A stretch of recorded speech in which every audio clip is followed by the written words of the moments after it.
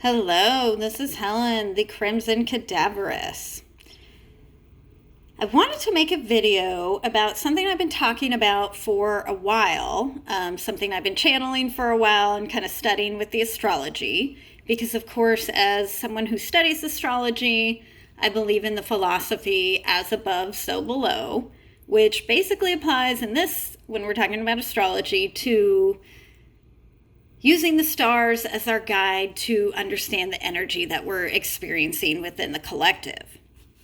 So, what I wanted to do is kind of look at the next couple of months, which I think are a very major shift period for us as a collective based on the astrology, and definitely based on what I've been feeling, which I would imagine a lot of people listening to this are experiencing a lot of shifts of their own, feeling something shifting, watching things shift around us.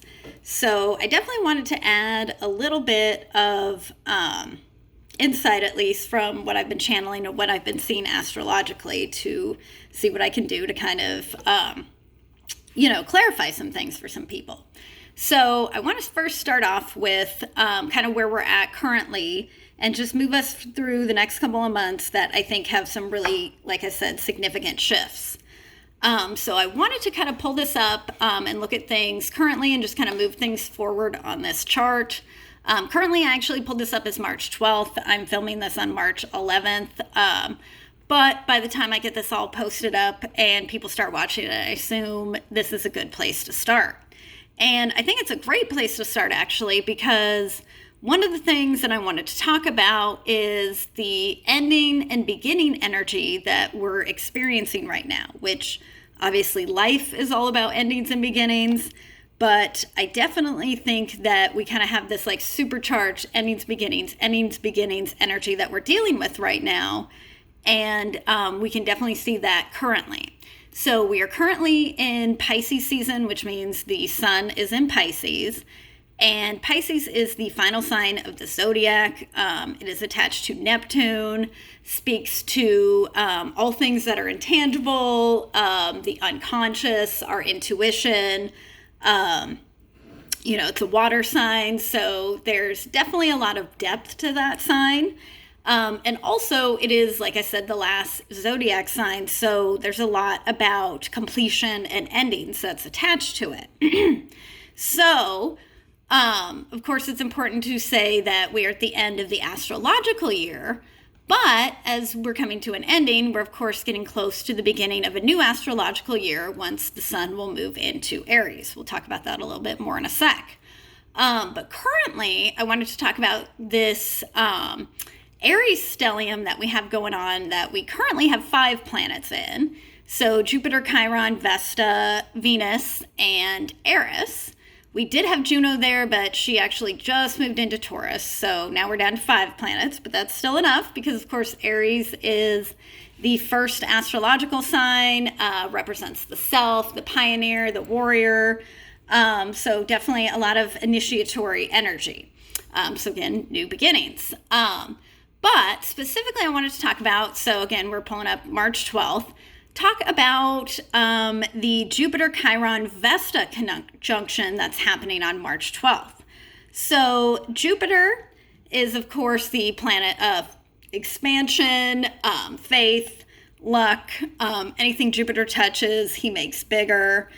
He's very optimistic, so that's important to remember when we're talking about this, because, of course, Chiron is the great healer, and he speaks to the growth that we gain through healing our wounds and learning to heal our wounds. And also Vesta is the sacred flame. So she speaks to our reason for living, the real reason why we do things, the thing that keeps us going. So as we're healing and growing, and this is a big growth, this is a big thing that we're healing, of course, because we have Jupiter there, we are learning that the whole reason why we're doing this is the reason why we're doing this. I know that maybe sounds a little silly, but the whole reason why we heal ourselves is so that we can keep going. And we keep going so that we can learn through healing. So hopefully that kind of makes sense. But anyway, so before we even get into the new astrological year, we're dealing with a lot of this Aries energy. And currently we have this opportunity to have some growth and healing that can help us actually shed some things from the past that we've been holding on to for a while. So that's kind of the current energy that we're dealing with. And I wanted to look at March 16th, which is the next date that I think is pretty significant. And this is the day that actually here in New Orleans and anywhere that would be about 29, 30 degrees latitude is going to experience what we call an equilux. So that actually means equal light, so equal day, light and dark in the day, which of course a lot of times is associated with the equinox, equal night, but it's actually only the equinox, so equal day and night on the equator. So depending upon where you're at in the world, you're going to experience the equilux a few days before or after, depending upon if it's spring or autumn. So currently in New Orleans and anywhere, again, that's around the same latitude as us, we would be experiencing the equilux, which this is only significant because we have a lot of significant balancing energy on that day that I want to talk about, which of course is still going to speak to the equinox in general. We're balancing things out right now. We're ending, we're beginning. And part of that, of course, comes with balance. So we have Venus currently moving out of Aries, so leaving that Aries stellium and moving into Taurus. So some very stabilizing energy for our value system as we kind of move into what can be, a little bit of challenging energy because we have a lot of squares going on that same day. So we've got the sun right here squaring Mars right here. We've got, we've got Venus who's squaring Pluto, who's about to move into Aquarius. And we've got, over here in Pisces, we've got Mercury forming a conjunction with Neptune, and Mercury at the same place as the sun squaring Mars. So anyways, without going super deep into that energy, squares are challenges. So we have a lot of challenges that we may have presented to us on that day, but I think we're actually going to be able to balance. The balancing act that we're actually going to have is going to come into play because of that Mercury conjunct Neptune. So Mercury is the mind, and the mind is merging energies with Neptune, our intuition. So we're going to feel very clear about the direction we need to be moving in. So even if we have these challenges, I think we're going to know what the answer is, what action we need to take to answer those challenges. So I think that's really just important to mention on that day because, again, we're having some balancing energy coming through as the moon is waning. We're getting close to a new moon, but also as the sun is getting to the tail end of, the astrological year and moving into a new one. So a lot of balancing energy here again, Pisces and Aries. So the next day I want to look at is actually when we move into the new astrological year, which of course is March 20th. So that actually occurs at 3:30 p.m. Central Time. So I guess if you were Eastern, that's going to be 4:30. If you were Pacific, that would be 1:30. And then, of course, you can adjust that for your time period. So we've got March 20th, and actually I'll change that to the 3:30 time just so we're looking at the correct time.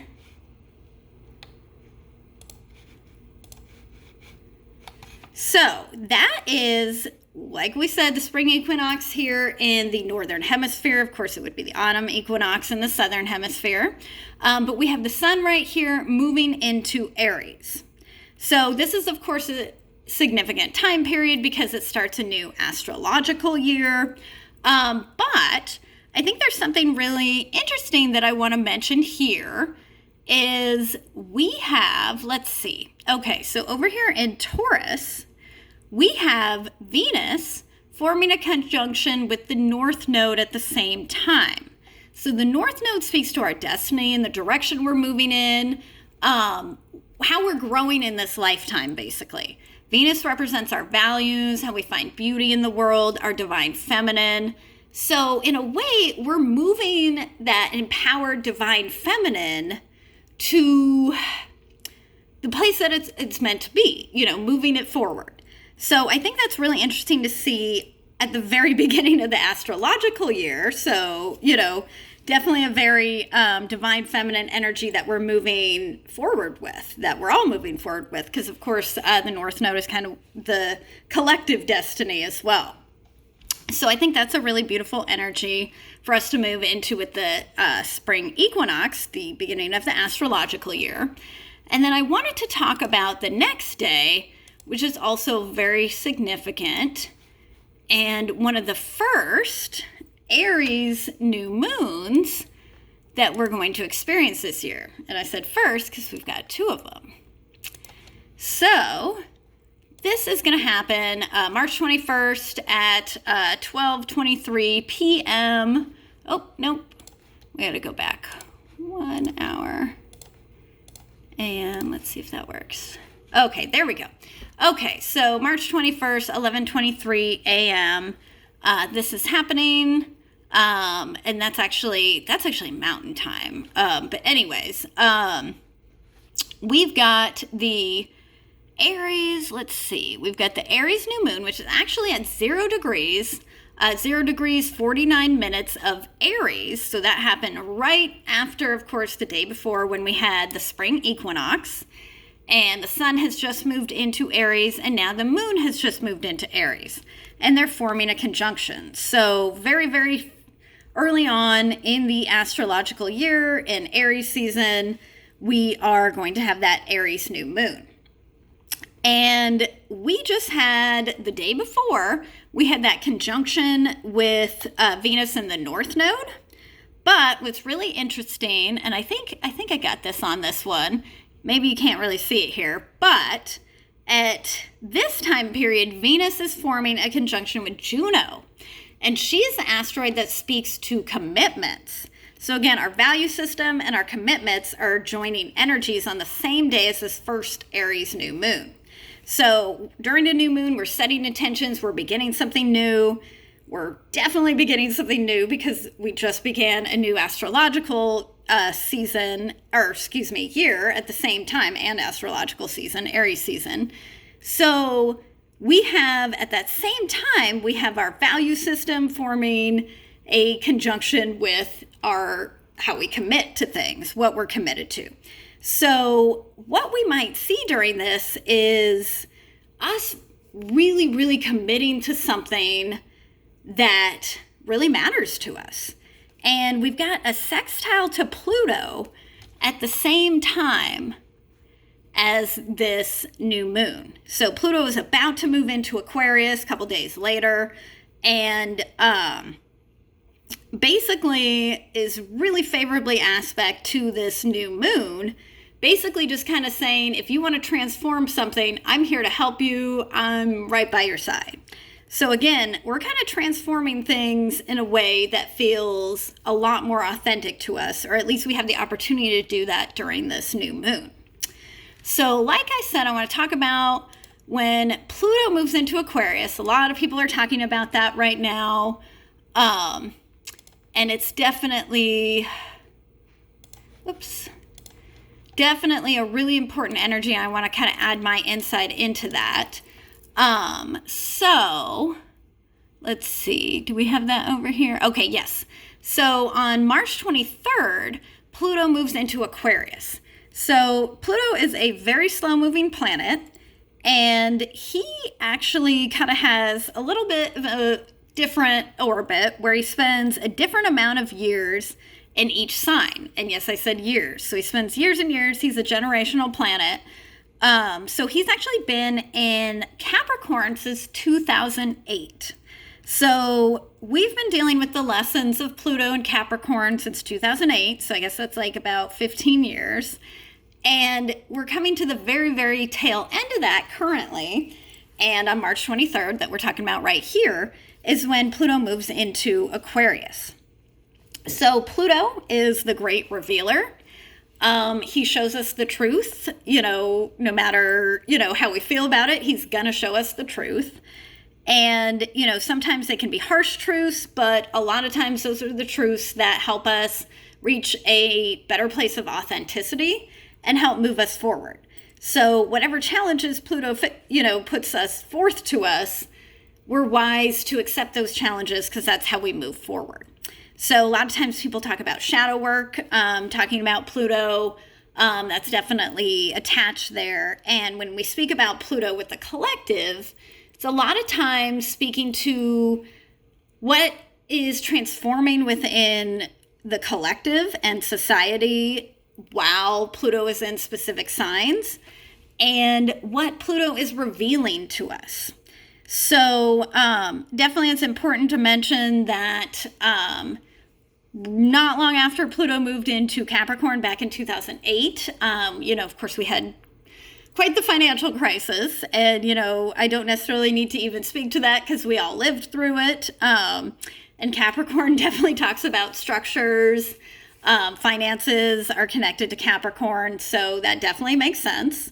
Not to say I think, again, anything like that's going to happen when Pluto moves into Aquarius, but we definitely do see big shifts at the time that Pluto moves. And we do see Pluto transform quite a bit, depending upon where he's at. So to see him move into Aquarius, I think is very significant because whatever we could say about Capricorn, speaking about structures, restrictions, things that might not necessarily be moving us forward, might possibly even be holding us back. So to see him move into Aquarius, it's a little bit of, the other side of the coin. So Aquarius speaks to rebellion. Aquarius speaks to the future, to the collective, to just moving things forward. There's definitely an energy of moving things forward with Aquarius, where Capricorn might necessarily try and, keep things kind of the way that they are. Aquarius never wants to do that. Aquarius wants to always change things, move things forward. So that's important to mention with Pluto and Aquarius, because we're all going to be kind of sitting with the energy of transforming things to move ourselves into the future, if that makes sense. So as Pluto moves into Aquarius, it's important to mention that he's actually only taking a small dip into Aquarius this time. So because Pluto takes so long to move through any sign, a lot of times we will see him move into and out of signs a couple of times before he settles in for like several years in one sign. Reason because of this is because of retrogrades. So once Pluto stations retrograde, I believe it's May 1st, he will start moving backwards, or at least appearing to move backwards through the signs, and he will get to a point where he moves back into Capricorn. So basically that's going to happen in June. So we get about a 3-month period where we get a preview of what Pluto in Aquarius is like. And this is really important because this is going to kind of set the tone for where Pluto in Aquarius is going to go in his actually 20-year time period that he's going to be in Aquarius. So he's going to be there till 44. So we've got a lot of time with Pluto in Aquarius once he actually settles in there. But for now, we're kind of going to be doing this back and forth between Pluto and Aquarius, Pluto and Capricorn for about another year until he finally settles in. So this is, of course, like I said, significant because he's been in Capricorn for 15 years now. So big energy shift. That's one thing. Another thing that's important to mention is that Saturn, during the Virgo full moon, about the same time, he moved out of Aquarius and moved into Pisces, where he's at now. So we had two major big planets that do take some time to move through their signs. Pluto about 15 years, Saturn about 3 years, moving signs around this time. So again, this is significant because Saturn moved signs the last time, March 2020. He moved into Aquarius. And of course, Saturn speaks to restrictions. Aquarius is freedom. There were restrictions on freedoms, but during that time period, we learned how to find freedom within ourselves. So anyways, lots of shifts going on. So the next time period that I want to talk about is March 25th, a couple days after Pluto moves into Aquarius. And the reason why I want to talk about this is because, let's see. Here we go. Okay, Mars is finally moving out of Gemini. So Mars has been in Gemini since August of 2022. So he normally only spends about 6 to 7 weeks in a sign, but because he's stationed retrograde in the middle of his time in Gemini, he's actually been there for 7 months. So we've been experiencing this energy of Mars and Gemini for a long time. Gemini speaks to duality. So it's kind of like we've been seeing both sides of Mars, which has been great for us to learn with. But I think we're all kind of at a point where our power center, we're ready for it to move on. So Mars is moving into Cancer on March 25th, again, another shift. So normally Mars doesn't take that long in one sign, but because he did, this does signify a major shift again for Mars. So next day we want to talk about, very briefly actually, which I still think is significant, is, let's see, over here, we've got at 18 degrees, we've got Jupiter and Mercury. So I think this is really important because, again, these are planets that are in Aries, so speaking to that beginning energy that we're dealing with right now. And Mercury speaks to our mind, and Jupiter speaks to expansion. So expanding our minds, and again, the self, Aries, the beginning. So beginning something new with our minds, with ourselves, definitely see on that day. So really something important to stay open to because, again, we're going to want to have an open mind as we move through this fresh new energy. So I'm shifting us to March 30th, which is also an important conjunction between, let's see, over here in Taurus, we have Venus forming a conjunction with Uranus. Venus is our value system. Uranus is change, sudden revelations. So again, we may have some revelations about our values, how we've been just speaking to our values and serving them recently. We might have to change something. And that's okay because, again, this is the time of change. This is the time of this new energy here with all this stuff in Aries. So it's going to be okay that we're making this change, but it's important to be open-minded to it. So we are going to move into April now. April 3rd. And the reason why I want to talk about that time period is because, let me just look at this real quick. We have at 24 degrees Aries, we have Vesta, who we spoke about, who is the sacred flame.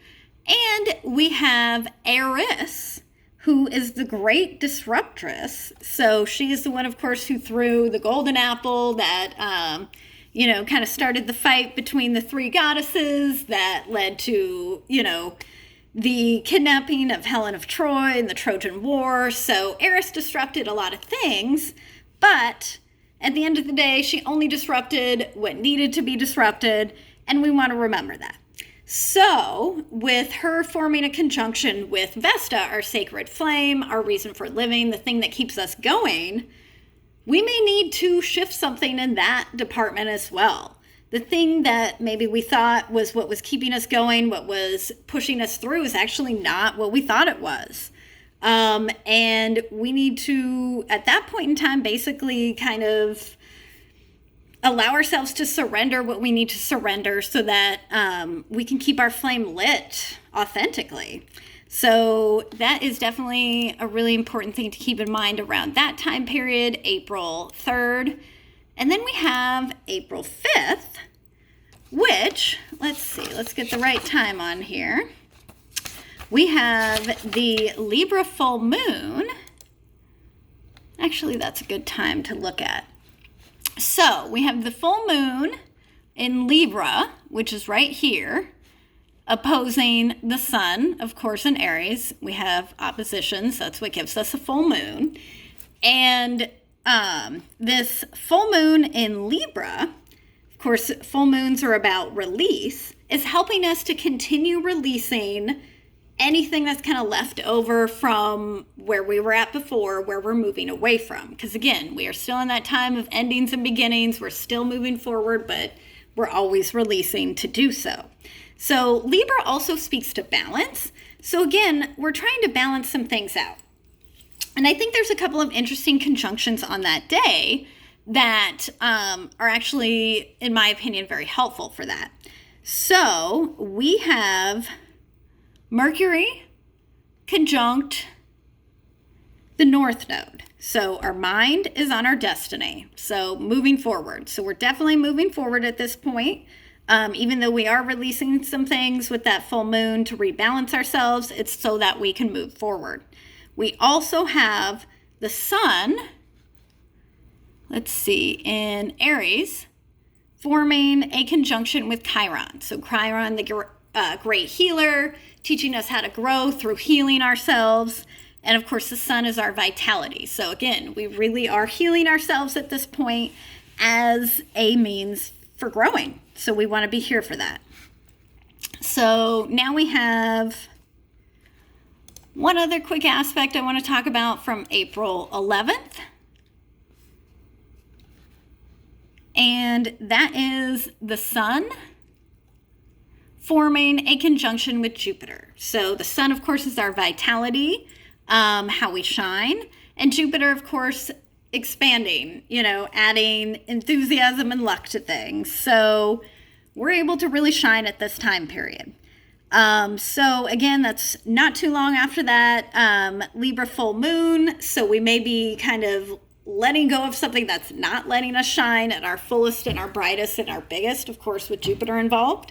So that's really important because not too long after that, we're actually moving into another Aries new moon. So we're going to still actually be in Aries season.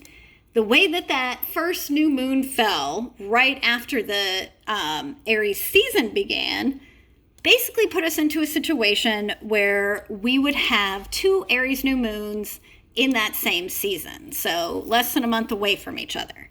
So we should definitely look at that second Aries new moon because that is also going to be a solar eclipse.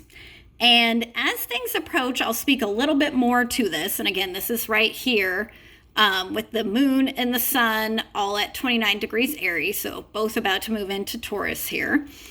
And the Aries new moon, the second one, is at the very end of Aries. So the first one is at the very beginning and the second one is at the very end. So there's definitely something really big that we're initiating during this time period with these two back-to-back new moons. And I think there's going to be something about where we kind of begin something at the first one and we actually, bring whatever we need to do to get this started to a culmination point by the time we get to that second Aries new moon, which again, that's a solar eclipse. Eclipses amplify things. They make the time period kind of bigger that we're looking at. We're not necessarily just planting seeds and setting intentions for a lunar cycle. We're setting it for a 6-month, a 12-month period. So definitely keep that in mind. And this is a kind of a rare solar eclipse because it's a hybrid solar eclipse.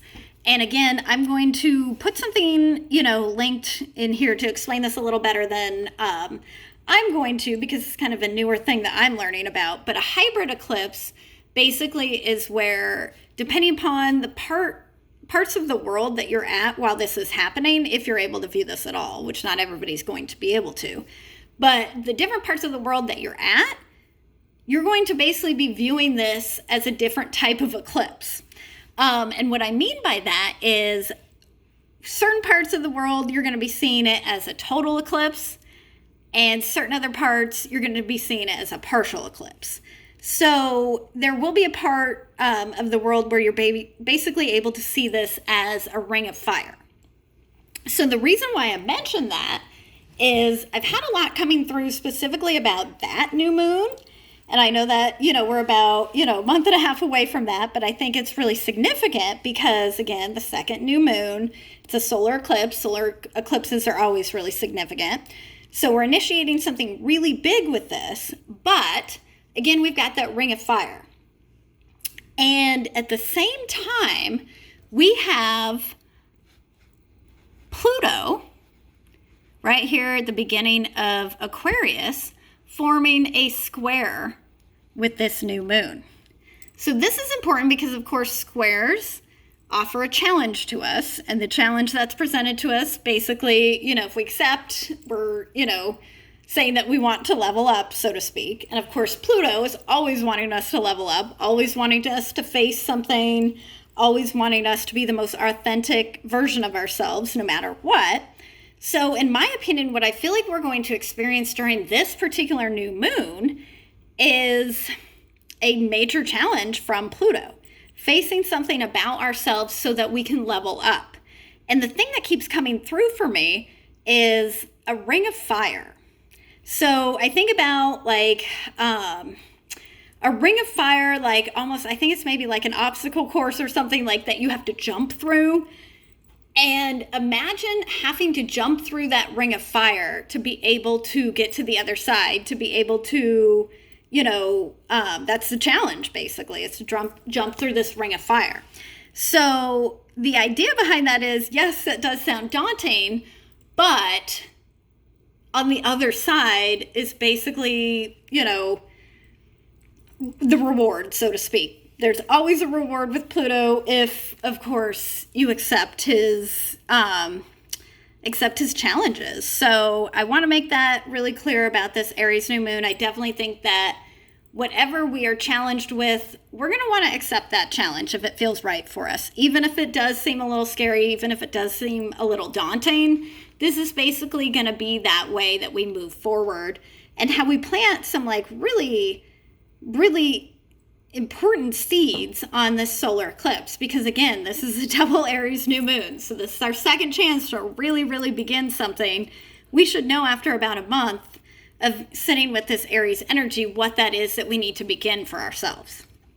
So there's just a couple other things I want to talk about because now at this point we're in eclipse season. And going forward, we've got a couple more things that I think are significant. So we're going to look at the April 20th beginning of Taurus season right here. Sun moving into Taurus, we get Taurus season. So I think that's important to see right after that Aries new moon because, of course, the sun will be at 29 degrees as well. Once that new moon occurs, so we'll move into Taurus not long afterwards. So as much as we're going to feel fired up after this second Aries new moon, we immediately move into Taurus, which is a very stabilizing energy. But what's also important to mention on that same day is that Mercury, who is, at that point in time, oh dear, I've got my notes.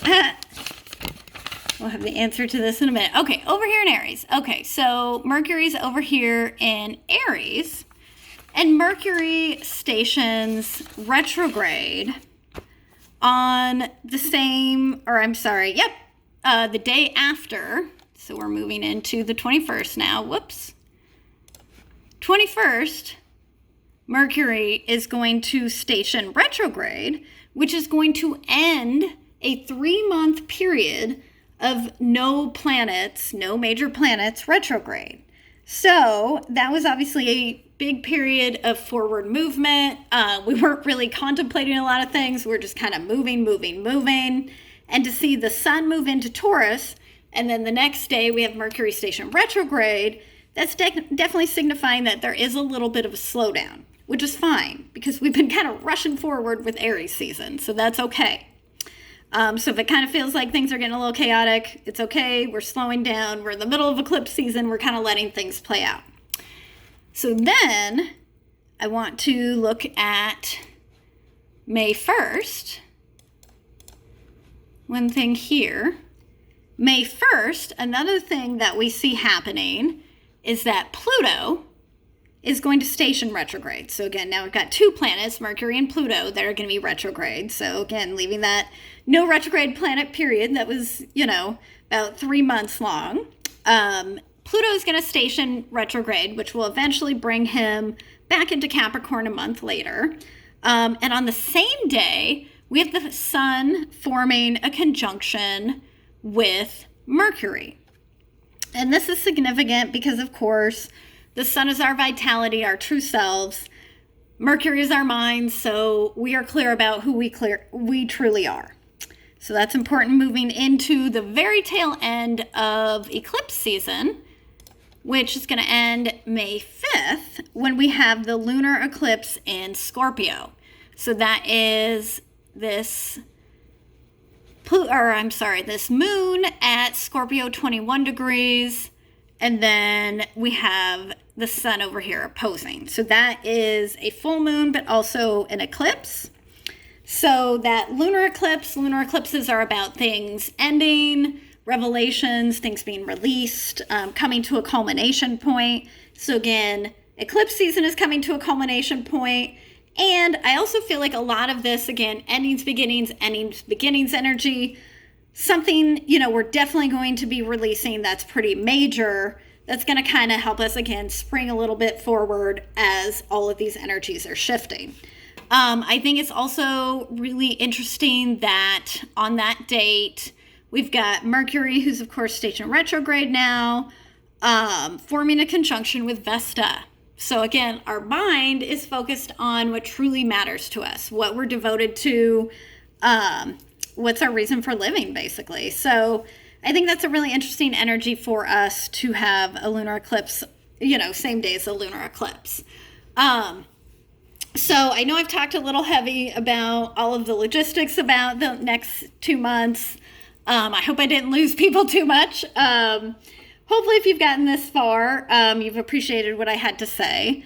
But main reason why I wanted to make this video is kind of, to put in just maybe some visuals about kind of what's going on astrologically, but also just kind of to confirm maybe what everybody's been feeling, that things are shifting, things are changing. I feel very strongly that we're moving into a really positive shift.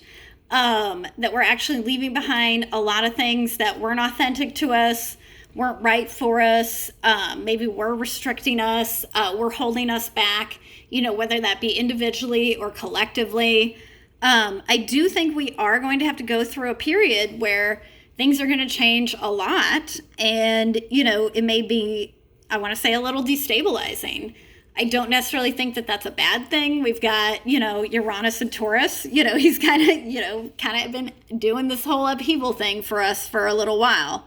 So it's right on time with everything else that's going on. But I think it is important to remember that we have, some challenges that are going to be placed before us in the next couple of months, which I don't think are actually as daunting as maybe they're going to seem like they are.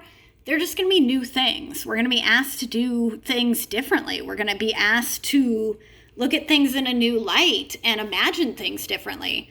And I think, I've had a lot of people that I've talked to kind of say, everything's kind of crazy. When is this going to end? When is this going to end? Well, first of all, it's never going to end. We're always kind of, we're always in chaos. And I think the funny thing about society and the collective is we've kind of convinced ourselves that we can control that all. And the truth is, all we can do is control ourselves. And, we are a part of a big collective, but again, we are our own people and we must always own our own actions. But I think it's really significant that we do have these shifts coming up, but I think they're opportunities. And I think the most important thing that we have to move forward, in this energy with is seeing these things as opportunities, not as something bad that's happening to us. If something's changing, it's because it needs to change. And, the more we try and keep things the same, the more we resist the change, the more it hurts. But when we allow things, which of course what Pisces season, and all the Pisces energy is trying to teach us, when we allow things to just flow, they flow in the direction that they need to flow in. So I think that's something we're learning. We're all learning it. I'm definitely learning it. But I think it's really important, again, to remember that we are all kind of going through this energy together. We're all obviously experiencing it differently because we're all, different parts of this whole.